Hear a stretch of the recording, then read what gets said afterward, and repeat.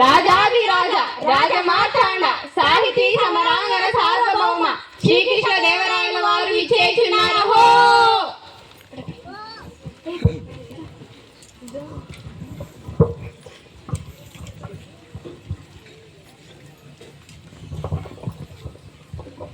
అష్టదిగ్గజ కవులకు, సాహితీ ప్రియులకు, పుర ప్రజలకు స్వాగతం.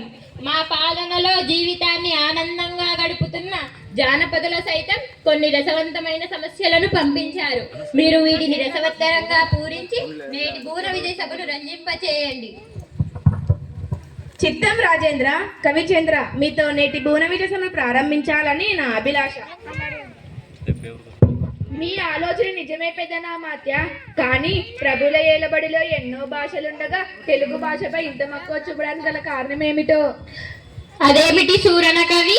మందార మకరందాలు జాలువారే తెలుగును ఇష్టపడని వారుందరే తెలుగదేల నందువా. తెలుగదేల ఎన్న దేశంబు తెలుగేను, తెలుగు వల్లకుండ తెలుగకండ ఎల్ల నృపుల గొలువ నెరుగవే బాసాడి దేశ భాషలందు తెలుగు లెస్స. మరి ఇంతటి మన తెలుగు భాషపై ఎవరికైనా ఎందుకు మమకారం ఉండదు? పెద్దన్నార్య, కవుల్లారా, మేము తర్వాత పద్యపూరణ చేస్తాం. ముందు మీరంతా పద్యపూర్ణకు పూనుకోండి. చిత్తం ప్రభు, మీ అభిప్రాయాన్ని మా శిరోధార్యం. పెద్దనామాత్య, మీ పద్యపూర్ణకు సమస్య ఇదిగో. అగ్రజానుజులైరనుజాగ్రజులుగా. ఆహాహా, ఏమి సమస్య! అన్నా తమ్ములు దమ్ముడన్న నా పూరణ. పుష్యమిన్ భరత్యాపుడు పుట్టినాడు, మొనసి లక్ష్మణ దాశ్లేష పుట్టినాడు. భరత లక్ష్మణ క్రమమిది ఎరసి చూడా, నగ్రజానుజులైరనుజాగ్రజులుగా. కానీ లోక వ్యవహారంలో రామ లక్ష్మణ భరత శత్రుఘ్నులు అని ఉంటుంది. సరినెత్తుకపోయి ఎలుక కలుగుంది. దీన్ని అర్థవంతంగా పూరించండి భట్టుమూర్తి గారు. పల్లె జీవనలకు సుపరిచితమైన చక్కని సమస్య ఇచ్చారు మహారాజా. ఇదిగో నా పూరణ.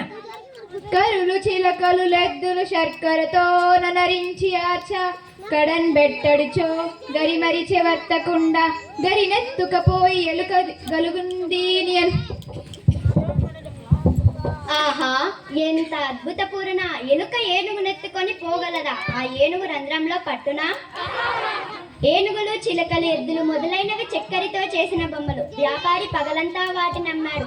సాయంత్రానికి అన్ని ఎత్తిపెట్టి ఆ ఏనుగు బొమ్మను మరిచాడని, దానిని ఎలుక రంధ్రంలోకి ఈడ్చుకుపోయిందన్న మీ భావం వినుల విందుగా ఉంది.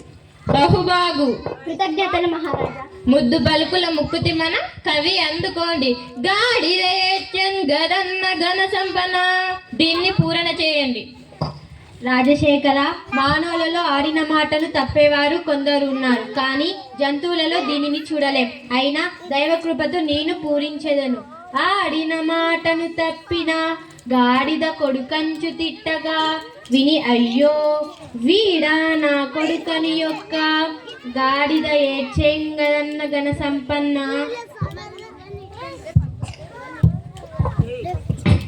లౌకిక జీవన గమనంలో గ్రామీణుల దూషణను, ఆడితప్పే జనుల హీన స్వభావాన్ని తెలుపుతూ మాట నిలబెట్టుకోవడం విలువను చాటారు. ఆడితప్పే మనిషిని గాడిద కొడుకుని తిట్టినప్పుడు విశ్వాసానికి మారు పేరుగా నిలిచిన జంతువు గాడిద ఏడ్చింది అన్నారు. దీనిని చెప్తూ దృష్టాంత రూపంలో సాగిన మీ పూరణ బలా. దూజటి తిమ్మన కవీంద్రులు లోకరీతిని భీతి లేకుండా పలికారు. ఇప్పుడు అనే సమస్యను అందుకోండి. ప్రభు, అక్షర విన్యాసం తప్ప అర్థం లేని సమస్య ఇచ్చారు. అయినా చక్కటి బురణ కావిస్తాను. నిన్ను నిన్ను నిన్ను నిన్ను నిన్ను నిన్ను నిన్ను నిన్ను నిన్నుగని లయతార సంగతుల గాన కళా పరిపూర్ణ మానసమ్మున పలుకూని రాగముల మోదమునల్లచు పల్కునిట్టులన్ నన నన నాన నాన నన నాన నాన నాన నాన. భల శ్రీకాళహస్తీశ్వరుని వరప్రసాదం కవితంగా పొందిన దూర్జటి భువన విజయ కవులను చూచిన మన జానపదులు, మన కవులు కావ్య సాహిత్యాన్ని, మన సభ గొప్పతనాన్ని గూర్చి పొలంలో పనులు చేసుకుంటూ కూడలయ్య తాళానికి అనుకూలంగా మిక్కిలి సంతోషంతో కూని రాగాలను అల్లుకునే స్థితిని కళ్ళకు కట్టెదివి. పనిలో పాటతో పాటు పద్యాలను పాడుకునే వైఖరి అద్భుతం. అవునవును, జానపదుల సొత్తు జానపదం. సత్యం చెప్పారు రామకృష్ణ.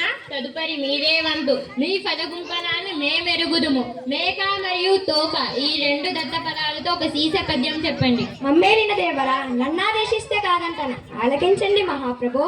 మేక తోకకు మేక తోక మేకకు మేక మేక తోకకు తోక తోక మేక మేక తోకకు మేక తోక మేకకు మేక మేక తోకకు తోక తోక మేక మేక తోకకు మేక తోక మేకకు మేక మేక తోకకు తోక తోక మేక మేక తోక తోక తోక తోక తోక తోక తోక మేక మేక తోక తోక తోక తోక తోక తోక తోక మేక మేక తోక తోక తోక తోక తోక తోక తోక మేక మేక తోక తోక తోక తోక తోక తోక తోక మేక. మీరు సామాన్యులు గారు రామకృష్ణ. ఏమేమి మేకల కాపరి అడవికై మేతకై మేకలు తీసుకుపోతున్నాడా? ఒక మేక ముందర పోతుందా? ఆ మేకకు తోక వెనక బాగానే ఉంటుంది. ఆ తోక వెనక మరొక మేక ఉంది. ఇలా మేకల మంద పోతున్న తీరు మేక తోక అన్న దప్త పదాలతో చక్కగా చిక్కగా చెప్పారు. శభాష్ రామకృష్ణ కవి, మీ కత్తికి రెండు వైపుల పదునే మరి, అందుకే మీరు వికట కవి అయ్యారు. రామభద్ర, గోలకొండ, మూలముండ, పూలదండ, కొత్తకుండ ఈ పదాలను ఆధారం చేసుకొని భారతార్థంలో ఒక పద్యం చెప్పండి. చిత్తం మహాప్రభు. రామభక్తుడైన నాకు భరతార్థం పూరణిచ్చారు, పూరణ చేసేదని. ఓ ఈ కురు రాజా నీ కుడుకత్తు గోలకొండ వెలనుండు వినమూలముండదిక బండ నమ్మిన గెలిపింతు పాండుసుతులా నురుమునన్ భూలదండ రేఖ. ఓరి కురు రాజా, నీ కొడుకు దుర్యోధనుడి ఉత్త గోల కలిగిన మాసు ఆకారంలో కొండలాగా ఉన్నాడు. బుద్ధి బలం లేనివాడు. నా మాట వినము. యుద్ధం వస్తే సర్వనాశనం. సమరంలో ధర్మానికి బద్దులైన పాండవులు గెలుస్తారు, నీ కుమారులు మరణిస్తారు. పద్యం బాగుంది రామభద్ర. కొత్త కుండను రేకు వత్తకుండా అన్నారు చూడు, అద్భుతంగా ఉందయ్యా.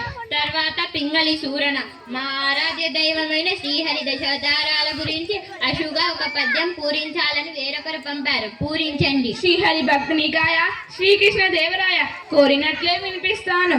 మత్స్యమై జడనిధి మడించే సోమకున్ గూర్మమై కవ్వపున్ గుండమోసియన్ గితియై హిరణ్యాక్షుడు గీతడంగించను హరియై వధించెన్ ప్రహ్లాదనచుకు వటుడై బలిదనుచు వంచించి కుదించే భార్గవుడై క్షత్ర పంకింజెండే దశరథ రాముడై దశకుంట జగటార్చే శౌర్య దుష్టులను సంహరించే బుద్ధుడే త్రిపుర శ్రీల బుద్ధి మార్చే రుద్రుచే వారి భర్తను దృంగం చేసే గల్కి అయి నెచ్చ సంతింత బిట్టు మార్చు హరి దశవతార చరిత్రం అభినుతము.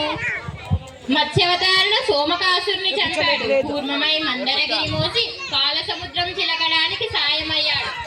రూపంలో హిరణ్యక్షుని చేరాడు. నృసింహమై హిరణ్యకశిపుని చీల్చాడు. వామనుడై బలిని పాతాళానికి పంపాడు. పరశురాముడై రాజుల దర్పాన్ని కూల్చాడు. శ్రీరాముడై రావణుని వధించాడు. శ్రీకృష్ణుడై దుష్టులను అంతం చేశాడు. బుద్ధుడై త్రిపుర స్త్రీల బుద్ధిని మార్చి శివుని చేత త్రిపురాసురుని చంపించాడు. కల్కిగా నీతిహీనులను కూల్చాడు. దశావతార కార్యకరణాలను మనోహరమైన సీసంతో సభాసదులను అలరింపజేశావు. మీ అభినందన స్పందనకు వందనం.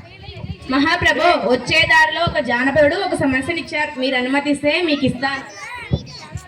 తప్పకుండా. సభారంభంలో మాటిచ్చాను కదా, కానివ్వండి, సమస్యను అందివ్వండి. ప్రభు, అందుకోండి. అందరు నందరే మరియు నందరు నందరే ఎందరందరే దీనిని పూరించండి.